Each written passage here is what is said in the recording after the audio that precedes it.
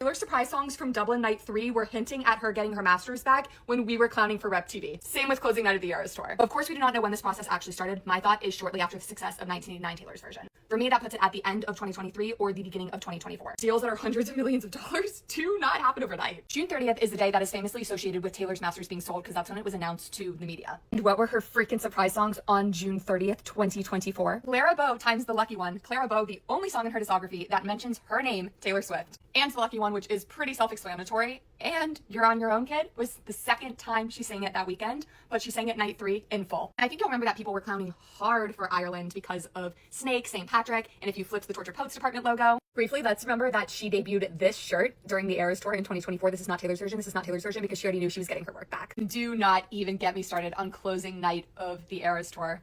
A Place in This World from Taylor Swift, New Romantics from 1989, Taylor Swift born in 1989, and on piano, Long Live, New Year's Day, and The Manuscript. A Place in This World, it was her first album ever stolen from her, and it was one of her last Taylor's versions that was going to be released, and she finally found her place in this world because she was getting her masters back.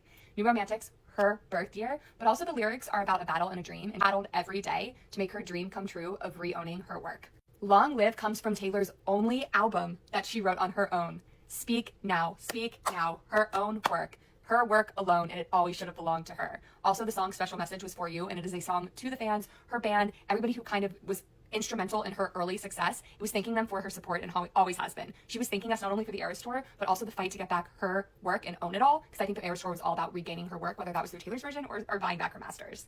New Year's Day, the final song from the final album she did not own. She owned every single song she released after New Year's Day.